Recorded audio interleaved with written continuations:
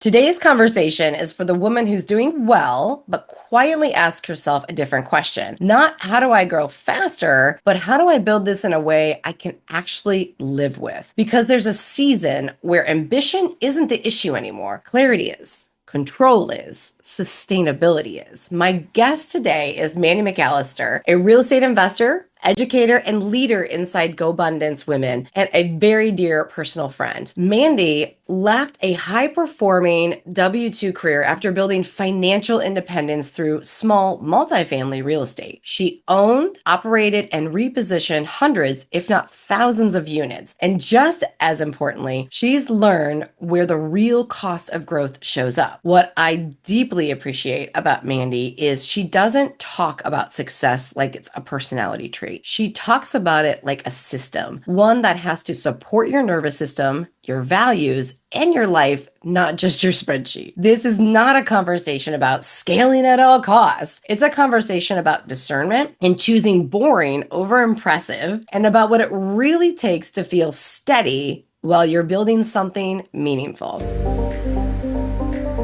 Mandy, I'm so glad to have you here. We, of course, had to start a half an hour before so we could get all of our conversation and talk. So I'm so excited to bring our listeners in now. And we're going to jump right in. Because if we start talking about your origin story, we're going to go in there. So we're going to just jump right into the origin story. So before real estate, you're on the board of trade, which is badass, just badass. And then you were in medical device sales. So both of those were high performance worlds. So talk to us about who you were during that season of your life. Sure. I went from being a college athlete who studied business and economics. And then, I couldn't find a job in 2002 when I graduated from undergrad. And I Oh my didn't want to gosh. just be the waitress. But it turned out one of my regulars was on the floor of the board of trade. So he asked me to come help him. And, economics, master's degree, plus my dad is a farmer equals board of trade, right? And one of the Oh things my that we gosh. were doing is, I would punch things into a computer and I would keep account. But I realized like I'm good at adding, but a computer's better. So it seemed very clear that everything would be going electronic at some point. And I saw so many guys bust. I ended up trading Mm, what they call upstairs. It was a 180 person prop trading firm that it was literally, Katie, it was me and 180 dudes in the dark nice. clicking our little mouses. And I just knew that that wasn't for me. I needed more people-y stuff. Yeah. So when Now wait a you second. could Wait a in second.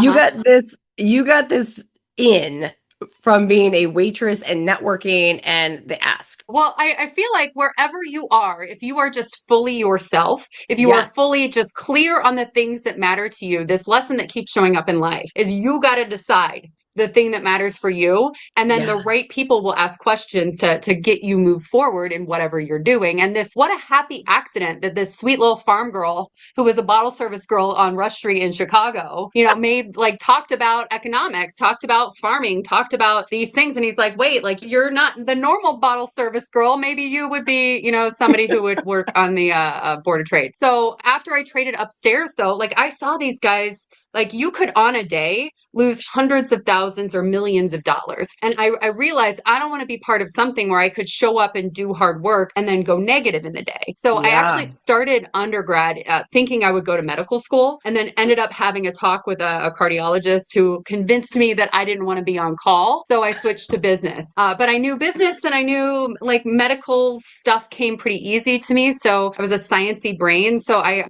made that transition in about 2005, 2006 into medical Mm. device sales. And then kind of a punchline that I'm sure we're going to dig into is then I ascended the ladder of medical device sales job Of such course you that I did. was on call for a sales gig. Right? Like I didn't go to med school because I didn't want to be on call if you caught that. And then I ended up on call in a sales gig. It's wild. Oh, it's where the God says, like, still didn't learn the lesson. Let's go back over here and come back, right? Like you said, he keeps beating it over your head until you get it.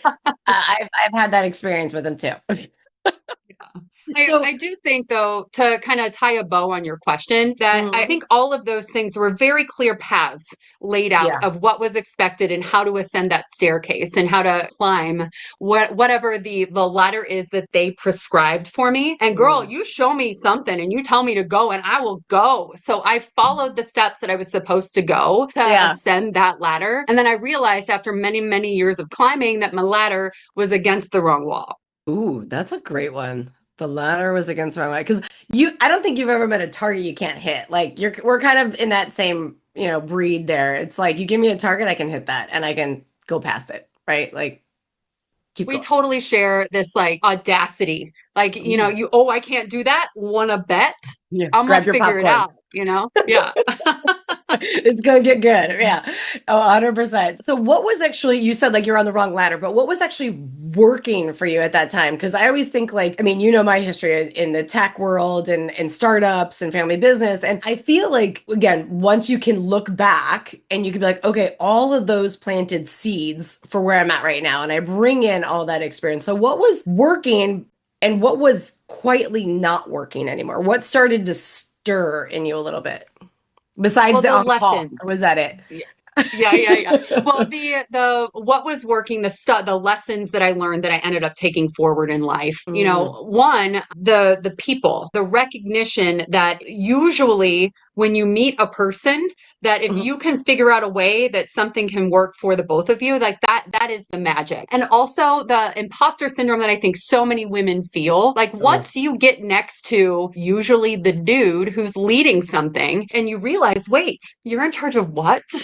Like I mean, you're special, but you're no more special than me and my girls. And me and my girls, we could probably run circles around you. So I feel like getting into bigger rooms helped me realize that I should be trusting my own opinion. I should be trusting my oh, instincts. And another thing that the universe keeps slapping me on the head with is the trusting of my own judgment. yes. Whenever I'm up against people who are experts or leaders, like I might feel something differently. And oh my gosh, sometimes it comes out that what I instinctually thought came true. Another thing that was working is, I was in industries like I kind of chased the money. Like I Mm, positioned myself to be a high earner, board of trade trading and then med device sales back in the day used to make a really solid living and I kind of saved my face off.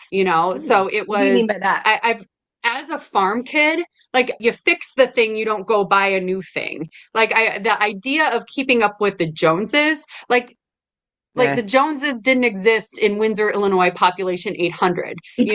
So I never really developed the need for stuff the Yeah. way I see a lot of people in the suburbs of Chicago like need the $120 leggings, Yeah. times six if you're a The red year old girl, Stanley Cup. Yeah. Oh, yeah. exactly. Yeah. Yeah, so money was not that main problem then. And we're the same breath. Like my dad always jokes like I still have the first dollar I ever made and like I would save and then I'd ask him for money to go out to the movies, right? Because I'm like, well, if you don't ask, you don't get and you're still giving it so I could save it. So I mean, I'm working the system, right? And so that wasn't the problem, but like was sustainability, did that become like your real question? Like could I do this long term? Like what started to because you left your W-2 job in 2021, right? Which woo, right after COVID.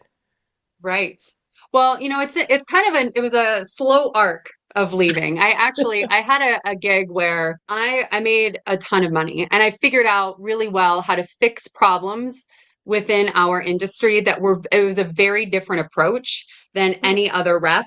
And I was looked to throughout the country of 500 reps as the one who could fix this problem. Long story short, the way that our device was prescribed, it had to be perfect or it got kicked back. And then when doctor realized that that patient couldn't discharge, he's not going to prescribe it again, right? But I realized, wait, there's these EMR systems, there's these computer systems that it's the same every single time. If I just figure out how to get this embedded in there, then it's going to be perfect every time. And then doctor's going to want to save more lives with this device, right? And oh my Yeah. gosh, did that happen? However, I knocked it out of the ballpark in, I think, 2017. And I became a mom in 2016, right? And I realized I got to have all of this set up because if I'm going to take this leave, I'm definitely going to need to figure out how to manage all the paperwork stuff. Yeah. So I knocked it out of the park in 2017. And if you've been in a sales gig, you realize that if your goal was 800,000 a year, but you sold 4 million, then the next year you're going to have to sell 5 million to make the same money. There's not $5 million of business in that territory potentially. Yeah. And there wasn't in mine. And my Mm. boss told me, you just got to go find the patients. Just go find the patients. And I'm like, what does that mean? He's like, well, go look through the patient charts. Look at this printer at 10 a.m. and you're going to see all of the patient information and you're going to be able to tell who meets criteria and you just fill out the form and you put it on their chart. I'm like, looking at patient information, before a order has been placed is HIPAA fraud. That's a I was felony. gonna I'm say not going to HIPAA. do it. Yeah. Yeah. So Oh. it was kind of at that moment that I then, obviously call the, see something, say something number for the company. But that lawyer, man, he was there for the company. He was not there for me. And it was Oh. very clear that they just put that under the rug and they didn't pursue anything. And I realized, wait, I cannot live by my moral compass if I am Mm. dependent on this job. I was a new single mom, so it was just me and this little boy. And I'm sitting in a parking deck at this hospital in, Oakland, Illinois. And I was just told that I need to go find patients or I'm potentially going to lose my job. So I had a full panic attack and I With realized, the oh, child in wait. the back seat or like in the car Well, seat no, or no, he's with the au pair. He's with the nanny, oh. but Yeah. I'm at work and I'm like Yeah. full, like, hyperventilating. And I realized, oh, wait, we're not going to be homeless and penniless and under a bridge because I had just started investing in real estate. I had, maybe call it $3,000 coming in a month. So some, but not like a ton. Right. So Yeah. I realized, wait, we're going to eat rice and beans, but we're going to be fine. We're going to keep the house. We're going to live. And I don't have to do this stuff that sucks. I don't have to do the stuff that's beyond my moral compass. I can really dig into me being me, living the way I want to live, being the example that I want to be if I figure out the money. Right. So, and long story short, I ended up leaving that gig that was really high paid, went to kind of a more junior role at a more respected firm and kind of used that last year and a half or so to build the portfolio because I knew that I didn't need as much like time in that type of a role. So I built the real estate stuff to a place that I could leave my W-2 and kind of offboarded in 21. Okay, that's like I felt my chest as a mom. Like I mean, I made a huge pivot when my kids were young too, and it was just like, what am I doing? Right? You think all the feels and all the freaking hormones that you have at that moment too. But like, I want to go in. I know you said like long story longer, but like I want to dig in a little bit more because we kind of skipped over the point where you had gotten into real estate. And I think what I love about when people start real estate as I'm going to say a side hustle, like on the side or like not intentionally, like, and I did it too. It's about options. It's about that optionality in your life. Like, I don't have to do what you say. And when somebody does challenge that moral compass, you have the option to say, this isn't an alignment, right? So let's back up. When did you do your first real estate deal? Give us the details. What was it? How'd you do it? Why did you do it? How'd you get into it? Sure. Well, I actually became interested in being an owner of real estate when I was 19 years old. So I was a college Ooh. athlete at a party, and my friend was throwing the party at the house, and we were standing on the porch, and she explained to me that her dad bought the house and that she got to rent the rooms to our friends, and that she got to keep the money. I'm like, oh my God, that is the best idea I've heard in my whole life. Right. So So 19, that's an amazing college party to go to. yeah, I know. God, I hope my kids go to that kind of college Hang out party. on the front porch. Yeah. Actually, Oh, Aiden's so good. already running numbers for his college house already. Oh He's my doing a God. tiny home. What a stud that kid is. So the seed was planted then. Then I moved to Chicago and actually had like this really strong lady landlord. So I saw like, oh, wait, like women can do this, right? But then doing all of the underwriting and stuff and having been a high performing girl who got like, I got 1 A- in high school, but I just did all the things that I was supposed to do and Check had the this like boxes. anxiety around not being perfect, like the only way to be loved was to be perfect, right? Oh, So if I was our going to do therapist. something, right, right. So the only way to go buy real estate or be an investor or be an entrepreneur is to open yourself up to continual failure, right? Hmm. And Yeah. I was not in a brain space where failure was an option because I didn't know how, because I'd never learned it, right? So 19 years old goes to 35 years old when I finally decide to take the leap into, because again, like I was pregnant with my son going to meetups and I'm like, well, it got real, like what was the difference that made me take the jump? Like wasting whatever I decided that time was, making sure it would be right. Like I realized that, oh, wow, we only get one trip around, in this life. And it's time, like it's getting real right now. If I'm going to do this, I need to do this now. So it's funny. I backed into where I was going to buy because, I figured kids aren't going to stop going to college. So I Nope. looked at the colleges that were a couple hours from me. I realized very quickly that Big Ten schools like University of Illinois, they have very, very, low cap rates, very low returns because institutional money comes in. So I didn't look there. I ended up looking at Illinois State, Northern Illinois, and Eastern Western Illinois. They were talking about Eastern Illinois closing at that point. So that became off the table. And Yeah. Illinois State and Northern Illinois, Illinois State had just torn down 2 dorms and was the only school that had grown in population year over year. So it became very obvious that that's where I need to look, right? So I started Okay. driving down there, going to those meetups, actually found a fourplex and realized that unfurnished, it was getting $400. It was a fourplex of 1 bedrooms. Unfurnished, it got $400 a month. But literally next door, Katie, the place was furnished and managed by one of the big, like, they market themselves, property managers, to the kids. Well, they were Yeah. getting like almost $800 for a furnished rental. I'm like, I can buy Nice. a couch and a bed. So I hired those guys and I bought know the where my couch and the key bed. is. And poof, that $400 went to almost $800 and was cash flowing like $1,000 within the year. And then I didn't Damn. die. Like when I realized I didn't die buying real estate, then I wanted to just keep rinsing and repeating, you know? Okay, so you drove to you targeted that area, you put your research brain on it, you knew it was growing and going, and you started going to meetups there to start meeting the people. Did you use an agent to buy your first house or fourplex, or did you do it yourself? I did use an agent. I Okay. I met a guy at a meetup that helped Okay. me find something that made sense because I kept failing forward into it. There were so many happy accidents that I love it. happened, but yes, I did use an agent.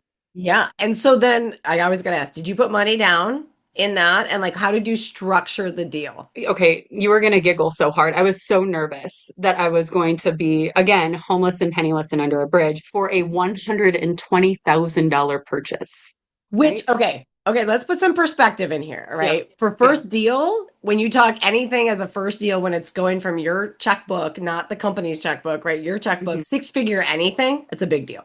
Like even 5 figures is a big deal, right? And I because you think about like, what if nobody rents this? This is the mortgage payment I have to pay, right? And or you should be thinking that. And then do I have that income that can come in to cover it, right? So 120 in our Oh no, cost. the building cost, the fourplex cost $120,000. Okay, Right? okay. So then I ended up putting 25% down and then Okay. buying the furniture. So all in, I needed to finish rehabbing one of the 4 units. So I think all in, I was maybe 40 grand. Okay. But it was by the end of the year, cash flowing $1,000 a month. Oh, that's great.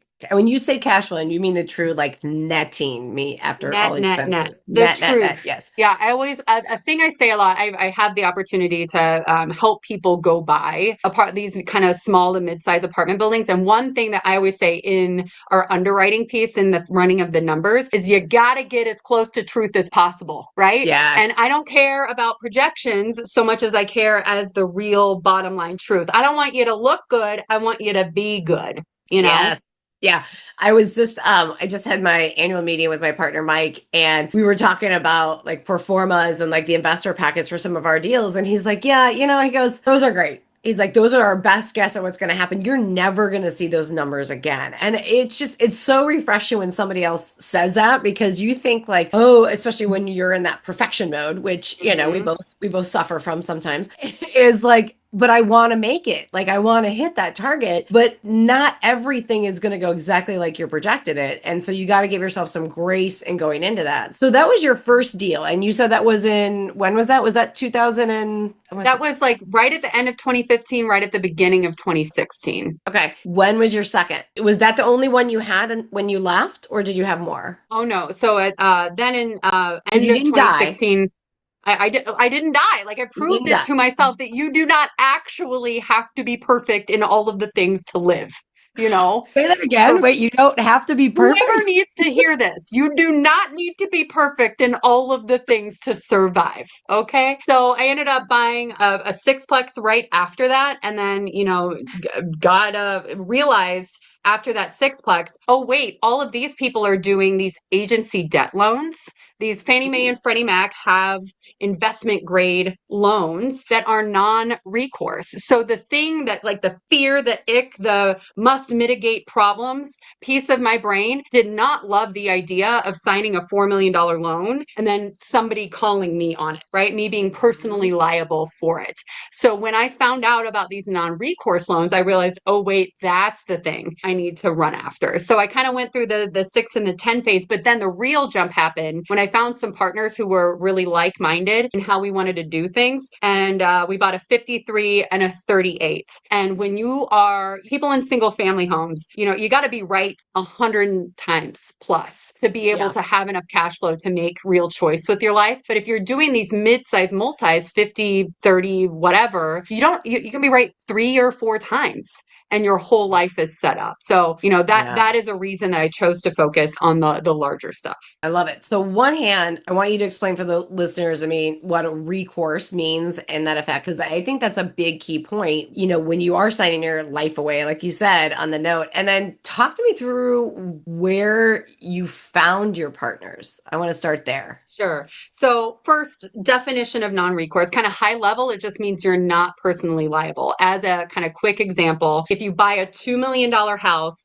with a $1.5 million loan and then it hits the fan and it's now only worth $1 million, you not only have to give the house back to the bank, but you owe the bank the $500,000 delta, the amount of the loan to what it's worth, right? Yep. If I buy an apartment building on this non-recourse debt, same numbers, $2 million purchase price, $1.5 million loan. Oh my God, it's only worth $1 million now. It goes back to the bank, but I'm now not personally liable for that $500,000. So that felt very belt and suspenders, very extra safe to me because, I love to think about what's the worst case scenario and then really mitigate that risk backwards. It's a Okay. real, if you're a Nassim Taleb fan, it's really anti-fragile to have planned out how you will deal with those situations and having ample reserves to be able to deal with it. So, I think a lot of people, and, as members of GoBundance Women, we spend a lot of time doing our thing, usually playing in boys clubs, feeling crazy. And I didn't want to feel crazy anymore as the only person I knew trying to buy apartment buildings. So I started a meetup because I like peopling with people and nobody wanted to talk apartment buildings near me. So I started one in the suburbs of Chicago, ended up having a guy come who was a broker by trade in the city of Chicago, and we hit it off. I loved the way he looked at stuff. I loved how he saw around corners that I didn't see because of how he spent his life, Love that. So to this day, Brian Kokendorfer is my primary business partner in apartment buildings, and we do continue to underwrite stuff together and do intend to do more deals in the future. But we are so incredibly aligned, not only in how we approach things. I love, seeing his moral compass and his thoroughness. And I'm a little more, not great at details. He's really great at details. So we kind of come together in a great way. I love everything about what you just said because that's how I look at my partners too. Like, I want you to have different scars than I do. I want you to be able to look at different angles and different approaches and really come from different backgrounds. So Mike's background is actually was in houses and then he went to multifamilies. And so he came to the dark side when he met me to commercial. But it's the same thing is he has like, we always joke about like even math, like we go into math differently. And so the funny part is I have this huge whiteboard. I mean, it's probably like 6 to 8 feet long in my office. And it was because of Mike. And we would sit at conference room tables and he would go and we'd like fight over the paper. So finally we each had our side of the dry erase board and we would do our math in silent. And then we come back and be like, oh yeah, we got the same place. Okay. All right. And it was great. And it's funny because when people meet with us, they're like, how do you guys, it's like, we're kind of the same person, but we're not. And I'm big picture too, but my analytical brain loves a good spreadsheet and go and do. And Mike helps me pull back. And I think when you have partners like that complement and align, it's like just a great recipe of like, I don't have to look over my shoulder. I don't have to second guess you. Let's go. So I always love how people get to meet people. So you're doing the meetup. And then how many units do you have at this point in time before you quit your W-2 job? Like when you're sitting in that parking lot saying, I'm not sacrificing my morals to sit at your table. I think it was before the 53 unit. So I think I probably had around, I don't know, 20, 25 in there Okay. because I was doing like the little guys, the fours and sixes and that added up probably around to 25. And that's when I'm like, all right, forget it. We're going whole hog into this non-recourse stuff Yeah. because there's ways that you have to qualify for that debt. So I just figured out how do I get into this and then went and made it happen. And then after just a couple of years, the cash flow ended up being what I needed it to be willing to leave my W-2. I love that. So you're, let's say 20 houses. And at that point, you were doing all of it by yourself, right? 100%. Yeah. Save up that big pile of cash, put it in, or leverage some equity. And then it was really the point of leaving that job, making that hard decision and saying, like, I got to figure this out. I got to figure out how we like replace this income, make it work. And you leveled up, right? And Hmm. then like I always say, the rules are different. The rules and tools are different at a different level. And so you started to learn the different tools of the non-recourse loan, bringing investors in. Now, with your partner, did you bring other investors in, or was it just you and your partner going for those multis? It ended up being three partners in the first deal. Oh, okay. So it was him and me and one more guy. And then the next deal that we did was him and me and three more guys. But, a decision was made in that parking lot, right? But it did take like probably 3.5 years of really nose to the grindstone, kind of single mom working two full-time jobs to be able to make it happen. But one thing, I think this might be useful to someone is what made me feel safer, what made me know what I was looking for. Lots of times in lots of things in life, I have to make the non-emotional decision of this is what I need to see to do X and Y, right? Mm, Like I needed to know how much cash flow do I need coming in? What floor of income do I need to be willing to leave my W-2? And I realized, oh, wait, I can do the math on what it costs me to live my life. And then I yeah. can just back into that and get that floor of income. And then that when I'm going to be willing to leave my W-2. And actually, I keep it on my corkboard right next to my desk. I, kind of borrowed a couple ideas from things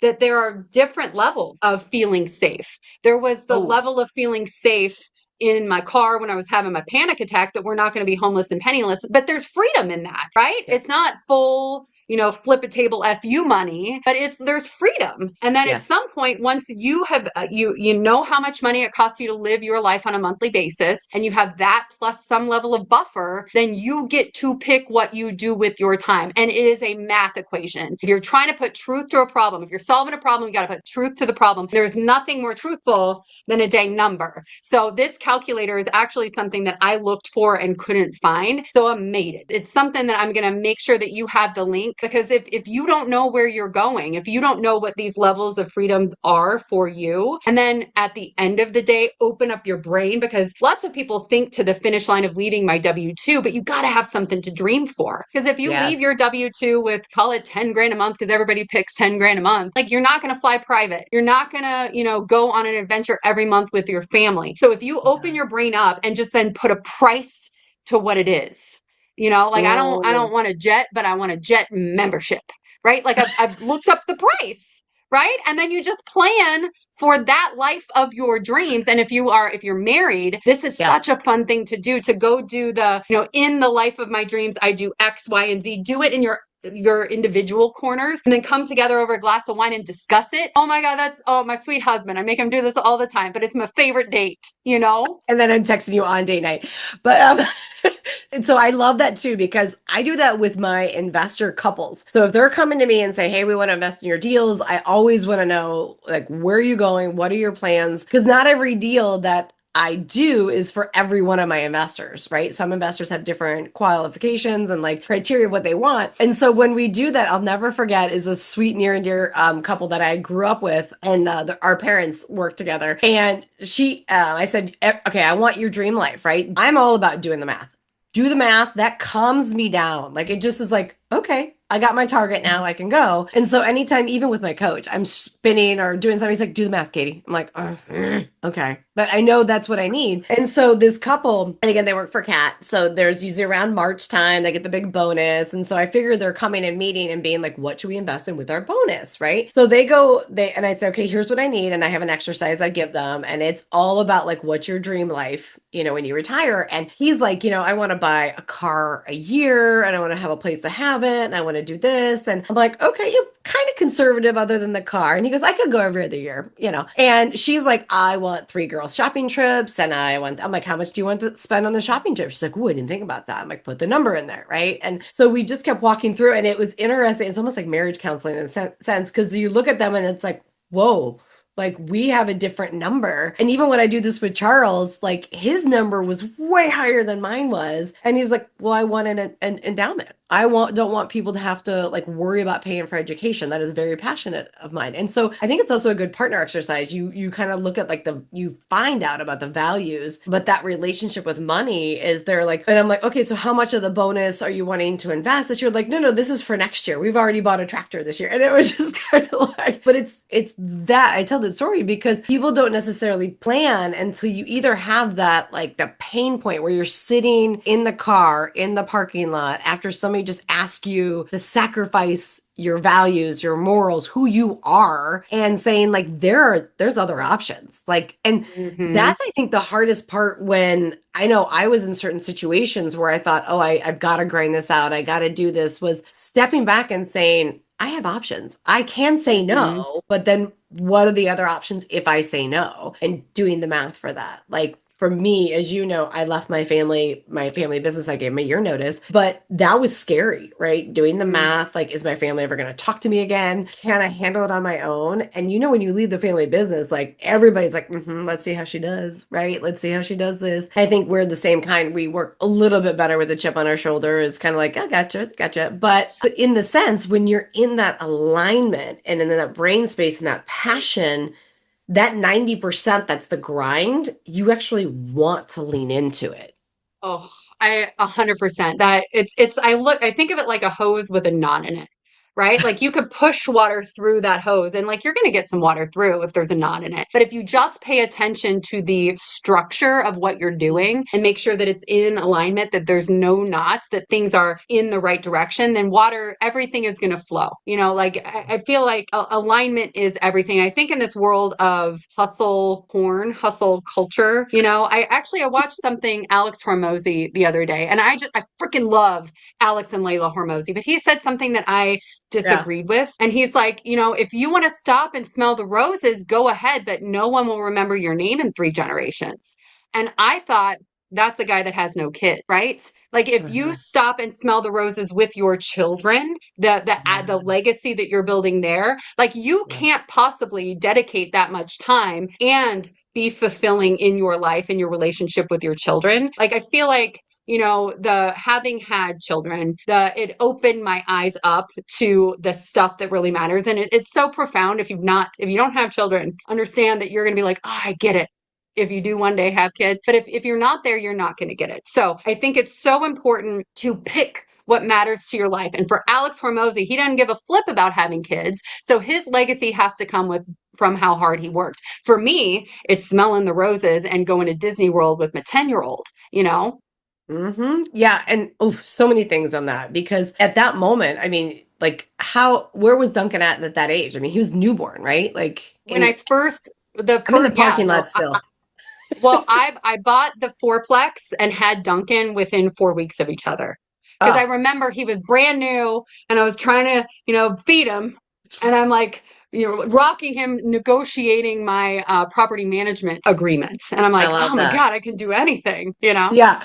Well, and I think as a new mom, like when you talk about it, one, you don't realize how much time you have before you have kids. And then I always say, like, I could have freaking ruled the world if I really respected how much time I had. And which scares some people that I say that. They're like, what? I'm like, yeah, no, you don't understand. But it makes you become focused and efficient. And when you're Yeah. focused, you do have to find those times for what's impactful. Like, and that's where I realized, like, that's what I was always searching for when I left my big corporate job, when I left the startup, is like, I want fulfillment. Yes, I can make money anywhere. Like, and when you know how to make money, when you know the equation, or like you said, Mhm. like I can, I always laugh because Felicia's like, she bought a mobile home. She's like, I can always live in the mobile home by the river and I can survive. And she's like, and that was always her backup plan. She's like, I'm good. Now it's just anything above that is great. And I think of that, like I can live anywhere. And like Yeah. and bringing your kids along for the journey and sharing that like Hmm. has been to me the most fulfilling because now I look back and yes, when I told my parents, hey, I'm not buying the family business, I'm launching my own, I borrowed $2,000 from, I say borrow, but it's from our checking account and started the Kim group. Like that was 2014. So Aiden was 4 and Declan was 2. And you're sitting here like, what am I doing with my life? And it was in that moment one of the best decisions I've made. And I chose to then run the company different, show up differently, do more impactful projects because I understood what that meant for people. I understood what that Right. meant for small business owners, right? And when you said like you do it differently, people would laugh. Like I'd have my hard hat and I'd have like kid hard hats in the back of my Oh, car. And so when I work with a lot of women business owners, when they would come and be like, sorry, my kids are, I'm like, not at all. I'm like, okay, here's Johnny's hard hat. And they're like, what? I'm like, and I got you. Let's go. Like my conference room, I have Disney Plus like on our Apple TV. So the kids will watch that while we're doing a floor plan. Like you figure out how to make it work. And I think bringing the kids along for the journey is the best exposure because as you know, we have health and wealth meetings with our kids and they're running hmm. numbers, they're doing deals. And right now, like, what are they now? Like 13 and 15? You know, you play the cash flow game with Duncan. Some of those reels are just, that's the juice in life, right? Like, that is just Yes. like so good. And that's, I think, the benefit and the joy we get to pour into our kids. Are we there for every second? No. But do we need to be there for every Mm, second? No. exactly. That's the real lesson. Like, I think balance is such BS. And like Oh, one of the things I continually learn from, members of GoBundance and getting to see all these various journeys is yeah. like you can do it and the other thing. Hmm. Like the idea of have it all or work-life balance, like it's work-life alignment. Back to your Yes. word that you used earlier, like Hmm. my kid thinks that going real estate investing means like a happy meal in the backseat of my car when I went to go like handle a bunch of stuff many Yeah. times. But I feel like, again, the overarching thing here is it starts at home. Like you have to pick the thing that matters and Yep. you have to get in alignment for yourself, and then everything else becomes easier. Yes. And now you, and I'm going to bridge this because you often talk about brain space. And I love this. Oh, And you've talked about the brain space. So we're pivoting here for those listeners, because Manny and I will pivot 5,000 times in a conversation. We don't need to announce it. But for the listeners who are like, more, I want more of that, we're going to pivot for a second because we talk about brain space and cost. Really, like cost has a lot of different words, especially as you're an investor, a business owner, as a parent, right? There's so right. much intangible in cost. And when you talk about like the brain space, cost of operating a business or investing. Talk to us a little bit about that. Like what did that this season that we're talking about teach you in terms of like capacity versus capability? That is such an important thing that I don't think a lot of people focus on, right? Like we talk about Mhm. return on investment and, dollars in versus dollars out and like what is my goal and the whatever return and the IRR and the ARR. And we never pay attention to the return on how much space in my brain it takes. Right. So Mhm. when I left my Mhm. W 2, I had this floor of income that provided for the life that I was living at that point, and I was still moving towards that jet membership life that was in my daydreams at my date with my husband. Right. Nice. So what, and, again, being part of GoBundance, one of the calls that we do, it's people who make it to an 8 and a 9 figure net worth, and they kind of workshop how they got there. And a pattern that I saw was that the richest of the rich always had some sort of an operational business, not just the slow burn of real estate. I really started to think the fastest way to $1 million net worth is real estate, but the fastest way to 10 million is a business interest, right? Mhm. So how do I get into a business interest? Well, I speak the language of real estate. So I wanted a real estate heavy operational business that would, throw off way more cash flow for me to then go and reinvest. So I bought like almost the same quarter. I bought a car wash and I bought a motel, and so many lessons from both. But just as an example on the car wash, we were all in for $175,000 and it throws off, I think its NOI is roughly 75,000. That's a freaking ridiculous ROI. But do you want to know something? You want to know the reason we rescheduled the recording of this podcast? Like a machine malfunctioned and it was completely frozen. And I was out with a hammer and wrenches and like friggin' like negative 15 degrees, like making because the whole reason to buy a car wash is because you don't have a lot of employees. It's all these robots, right? Mhm. But the fact that we're almost out of the pre-soak soap, and there's an issue with the coin counter on bay 3, and the arm of bay 1 in the automatic is something that we need to make sure that we got oil. Like all of that stuff is in my brain, Katie. Yep. Yep. So actually my husband and I do these business retreats, which is, we go through all of our businesses together, but then we do it in a tropical location, so that we can make sure that it's, the business offsite meeting of the year. So Absolutely. we had one actually this last December in Florida. And I keep talking about it's like this balance between how much money does it bring in and how much brain space does it cost me. And then Yeah. in our meeting, my husband maps it out on like an X and a Y axis. I'm like, oh my God, it's quadrants. It's like the quadrants for forever money. I talk about you set something up once, it pays you forever. It's forever money. It's the forever money quadrant. So I actually just started drafting a book on this because it's just so clear that if you look Ooh. at these four quadrants, it takes me a lot of brain space, but it makes me a lot of money.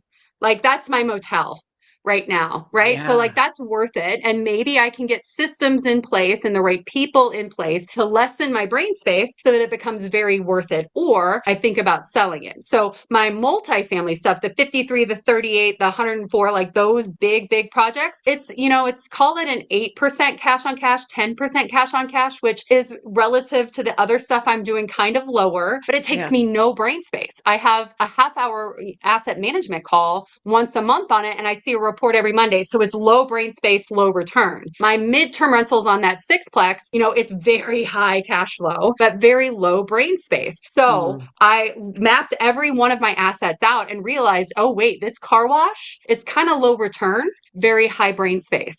So we are now listed for sale. So now a thing that we're doing as part of our kind of annual checkup, and I'm going to encourage anybody listening here who has a portfolio, you're going to be able to say, okay, how much brain space does it cost me? How much money does it bring me? And anything that's in that lower white quadrant of too much brain space, not enough money, you got to figure a way either to increase that cash flow, decrease the brain space, or get the frick out.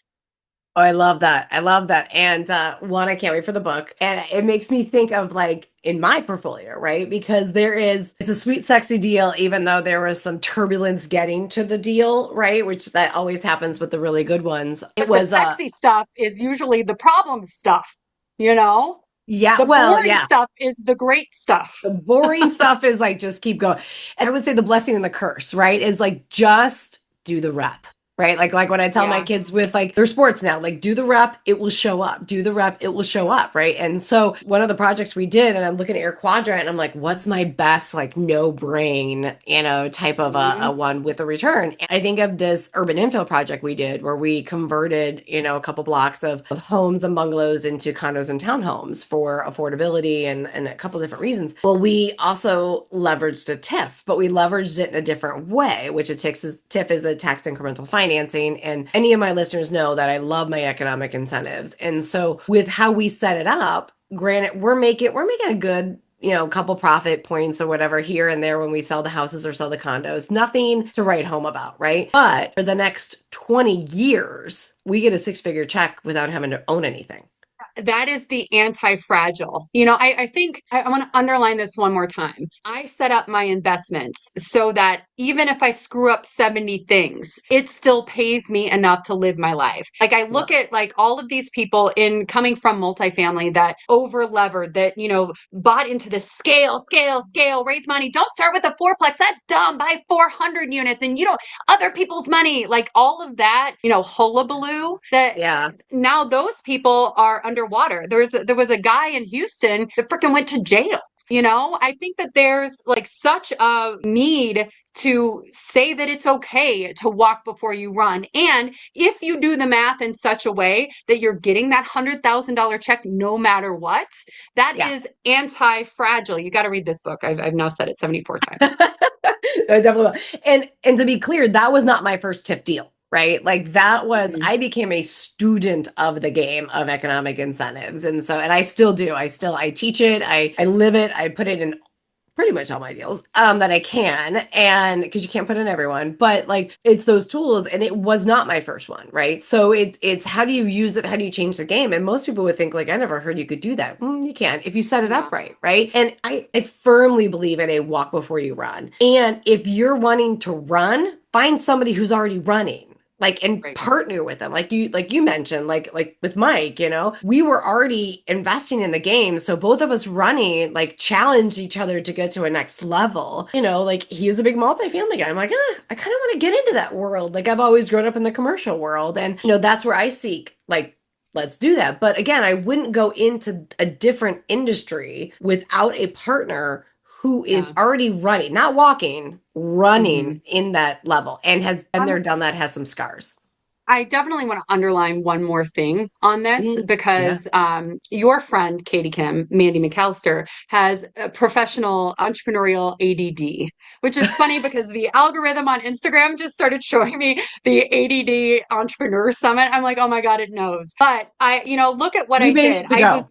I know, right? Exactly. We'll get a coupon. So I had done all of these like larger apartment buildings and had this floor of income and this success, but because I had so much other stuff going on, I could only do that, right? So then I end up buying a car wash, a motel. I started in leadership at GoBundance. Like I did these widely divergent things, completely different things where I became a beginner at every single one of them. And it's a completely different silo. Another thing that in retrospect, I'm gathering from those calls with 8-figure people at GoBundance is they do the one thing a mile deep and an inch wide. I'm doing like 5 different things as best as I can, keeping plates spinning, which all the more reason to have this car wash that's doing great, but I need to list it for sale because I need that brain space back about Bay Mhm. 3's, coin acceptor. So anyway, all that to say, if, there's so much entrepreneurial ADD out there that if you are looking to make a big left-hand turn, not only should you probably find someone who's been there, done that, but Yeah. really consider, am I just bored? I really wish somebody would have asked me Mm. that when I went to buy the damn car wash.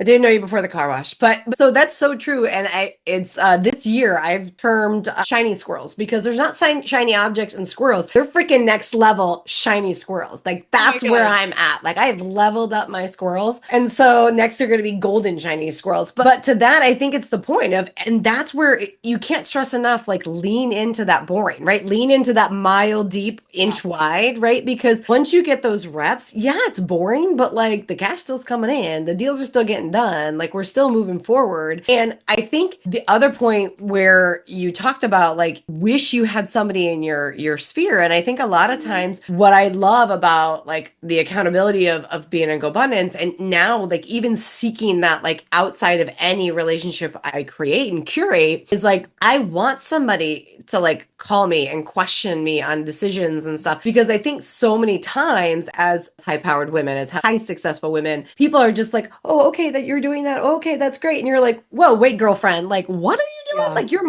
we're doing a car wash. Like, are we sure about this? And Right. and what systems do you have and all that. And so I love now that like having what I am curating and restructuring in my business is guardrails for my Yes. ADHD, right? Like guardrails for like the shiny squirrels, like don't come on the road, right? Like we want to be focused, which even more so when you lean into that mile deep, right? You get even more noise. And so to have those people that challenge you and Yes. get that high brain space crap off your plate. Yeah. So challenge right now because I just had this challenge to me. So I'm loving it. I'm going to put it to you, Manny, my near and dear friend, because I say this with love and I say it with love. Have you read Science, Scale of Science or Yeah. Science of Scaling? Yes. Okay. So Yes. one of the keywords that Liz and I have been throwing back and forth is using time as a tool. So one of the things, there's one development I want to get our team off of the property management of because it is a high brain, low return. I mean, we're probably paying money to do the property management on it. Bottom And right quadrant. bottom right kind. Okay, so it's this one. It's the right one. And then so Liz goes, okay, use time as a tool. In 6 months, you're no longer property managing it. I'm like, ooh, she goes, what do you have to do today? Right. And I was like, I'll take that. I'll take that question. I'll sit in it. And it makes you think differently. Right. So Yes. if I said like Mandy in 90 days, you're not owning this car wash, how are you selling it in 90 days? I'm actually listed for sale, Yeah. and I'm kind of coaching up that broker of like, okay, like we need a pro forma that if we put in different automatic stuff, we could have, memberships going. Like this guy has membership Ooh, going. So I have been working with him to, okay, what do those numbers look like? What would it cost them to put it in? Let's show them this pro forma so that we can paint a picture so that we can get top dollar. So I do love feel it. very much like a wisdom circle at a GoBundance event got me there. But, to Love it. underline what you said, said, like, if I look back to my medical sales gig when I had my very best year, it's when I set up all those EMR systems because the baby was coming. There's no better clock a ticking than the baby is coming, you know? So I Oh, yeah. love that as a thought experiment. And I owe it to look at, you know, specifically in the motel, the other high brain space. I think that works best on a high Yeah. brain space item. And my motel is very high brain space item. I'm going to sit on that Mm. for the motel.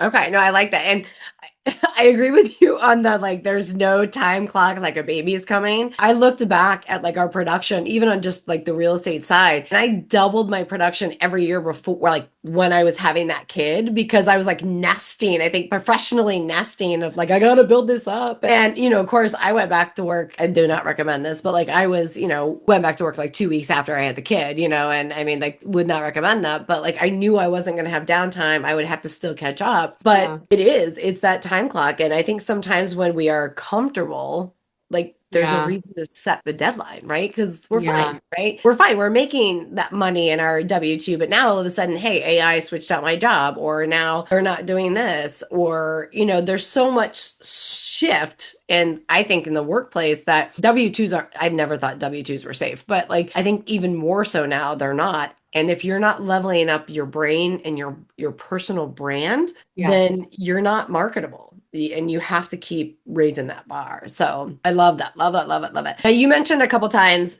leader in GoBundance. So give our listeners a little bit of like what's GoBundance? How did you get involved and what lights your fire about it?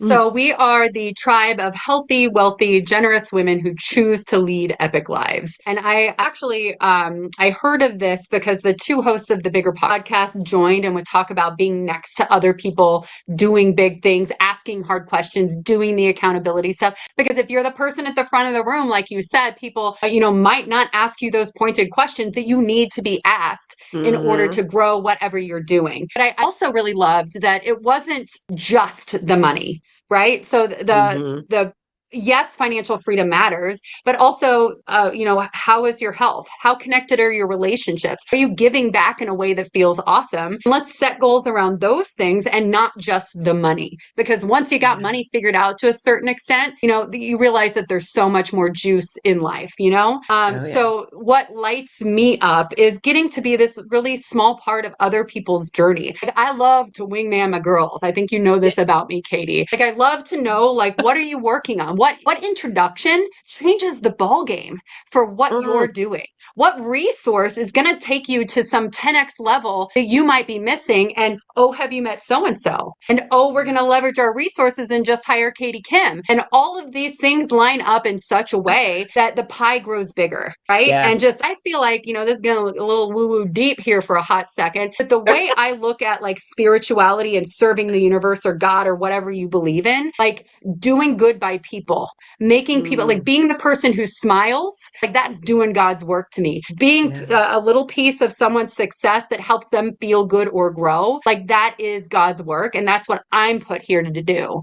Amen. Amen. Amen. And I call those pollinated collisions, right? Where like we connect because it fuels us. And we want those people to be next level successful. And like, I mean, you are like the gold star of like power networker of like, I want to know what and is the help me level up. Cause I realized even in 2024, I stopped getting out and networking and I missed it. I missed Mm, that energy that people give you and the rawness and like, yeah, let's figure it out and helping somebody. Like, you've gone through and earned the scars and gotten all the bruises, and now you can help somebody else. And we know the way to mastery is teaching. So, like, we yes, help us by helping others, which is I always say kind of like a like self-serving guilty pleasure, but like it fuels me and I 100%. love it. And so I also think when you get into the women's groups, so not I don't want to we're not going to go big on that one, but like some of the women groups is like you need to vet who you're in business with, who gets to speak into your brain, right? In And general, not just women's events. Like I yeah, think, I'll do that. so Yeah. much of at least I've done this, and I don't want to speak Mhm. for every high performing woman out there, but I very much take, oh, you say you're an expert?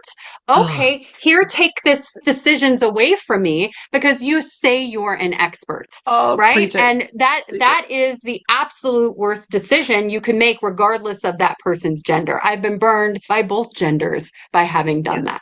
Oh yeah, we should have made this a happy hour. Maybe we may go on another episode on that one. But yes, and that is it's interesting. I've had that conversation probably like 3 or 4 times this week. I'm like, you've got to vet because I've done the same thing. When you tell me, like I grew up in a small town, right? Like Peoria, like everybody knows everybody. Like you say you do something, like you can vet that and prove that. Now we're in this big, huge world. I mean, we moved out of Peoria, Illinois, but like, is that like people can say something like we talked about net earlier and they mean this part of it, but like when I say I've done developments, like or I do developments, like I've done everything. I've found the land, I've designed the building, I mean everything, cost it out, run the construction, leased it up, man it, like everything. And so when people are like, yeah, I do developments, I'm like, oh, now I'm like, what does that look like for you? And they're like, okay, well, I have this team and I'm like, okay. But coming from a small town, I had to learn everything because Mhm. there weren't that many people in the city that knew how to do it or was doing it like I wanted to. So I think it's a gift that now I'm like, okay, if I can help somebody struggle a little bit less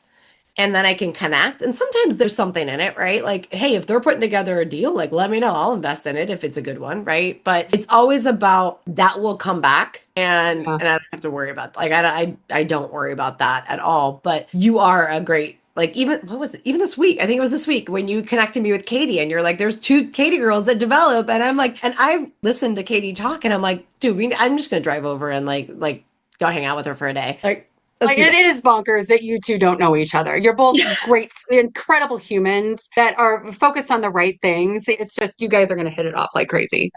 So I'm so excited about that. So all right.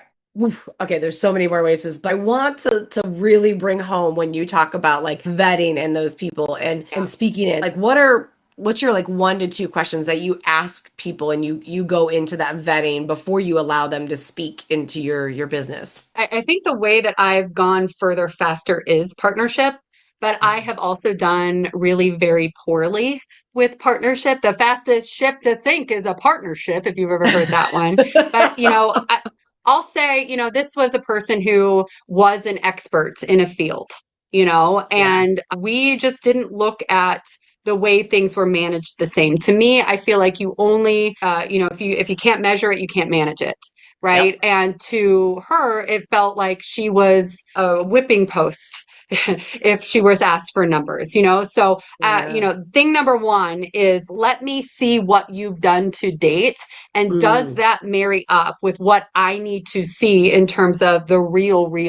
The rubber Mm. meeting the road in terms of how you do this work. Show me, I want to work a day in your life of how you go through managing your businesses right now. And then I will know if that's a thing that I can align with. One more kind of hack. Yeah. I love doing a full background search on Ooh. people. This came about because if I'm going to partner with someone, I now, not in the past because I got burned, do a full background search on people. So if you see in someone's background search that they were 20 miles an hour over the speed limit, so something that doesn't speak to their character, that was something that would be kind of embarrassing. I say, Yeah. dang, Katie, 1997, you were doing a 60 and a 35. If you're like, why are you doing this to me? Like, why would you do this? Like, why would you look that far back? That person shows up in kind of a defensive way, or do they show up in a, oh Red my flag. gosh, I couldn't believe it when it happened, and I've not had a speeding ticket since. So you Yeah. get to kind of manufacture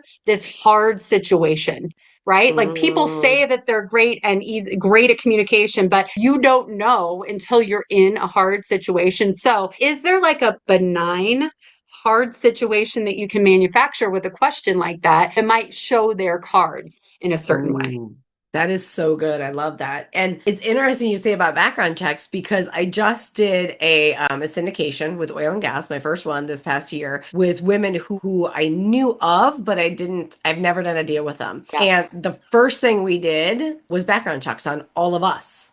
And I was just like, I've never, but I mean, I'm like good old boy. Like I mean, we know everybody we're investing with and like better. And it was eye-opening, but I was like, this is a new standard, right? And that's what I love about like going into business with people that you can vet. You learn different ways people do things, and there's so much to constantly learn and keep growing. And that I think that's what feeds me too, right? Is there's always like, how do we change the game? Like that's always like, how are we changing the game?